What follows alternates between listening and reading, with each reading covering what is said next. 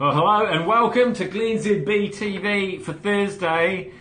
This is the show that puts glennzb up your Periscope and bring the world to New Zealand and New Zealand to the world. And I got a job opportunity this morning because this bloke, Ralph Lauren, has stepped down as the head of Ralph Lauren. It's a bit like, this has always worried me, you know, like when the Mad Butcher anymore, are they still going to call it the Mad Butcher even though he's not there? That's a bit strange, isn't it?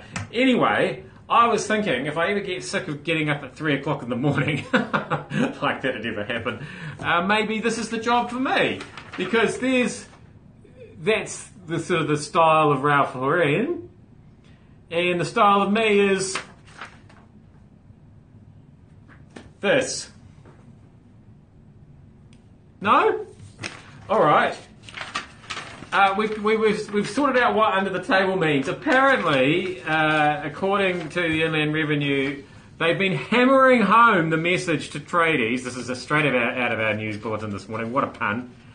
That under the table work is in fact a tax crime. When you get paid under the table, lo and behold, I don't know how long I was out for. I might have said a whole lot of crazy stuff about being paid under the table there, and you might not have heard it.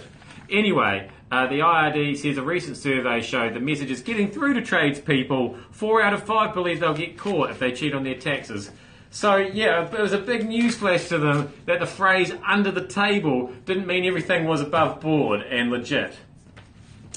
I wonder how they feel about the term backhander or bribe.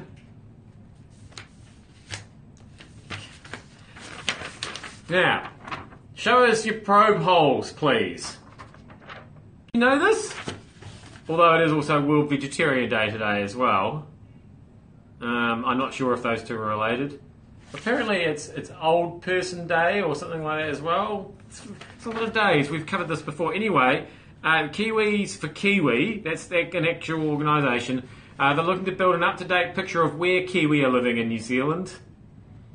You're very interested in this, aren't you, Will? Yes, that's right, our national symbol, the Kiwi bird, a flightless bird, which is almost extinct.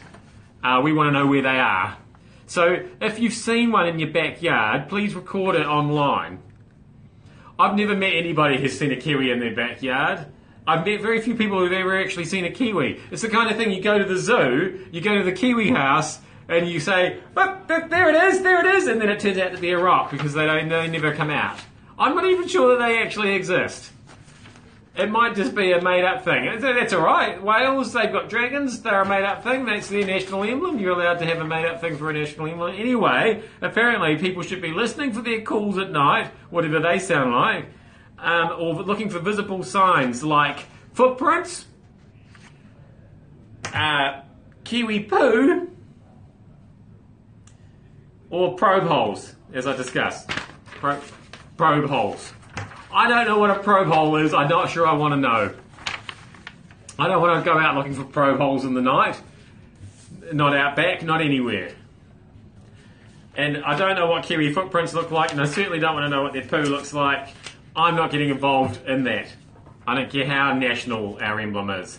As we almost get towards the business end of the Rugby World Cup, and we've got the last of the silly games to get out of the way this weekend. I think that's what's happening there. A Rugby World Cup sense of deja vu is sweeping over me as there are some interesting quirks in the All Blacks side to face Georgia on Saturday morning.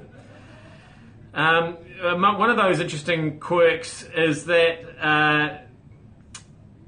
TJ Perenara, who is a halfback, is covering Dan Carter at first five. This is because Beauden Barrett and Colin Slade have been injured and are on the injured list at the moment. So basically, what's standing between us having a proper first 5'8" in the All Blacks and not having any first 5'8" is Dan Carter, who is, as we've discussed before, very old and broken and has cost us World Cups in the past. Don't worry, Steve Hansen says a lot of these injuries, they're not really injuries. You don't have to worry about them. If it was the final tomorrow, they'd all be playing. I can't help feel like I've heard all this before around about the Sydney World Cup. There was a lot of that sort of talk going on, and we didn't do very well. But don't worry, I'm sure we'll be fine against France in the quarterfinal, as we always are. Yes, I am the sarcastic, cynical guy at NewsTalk.zb, as you may have noticed. Thank you for having me up your Periscope. That was glennzb for TV for Thursday, and I'll be back here again tomorrow, when I'm sure it'll all be fine.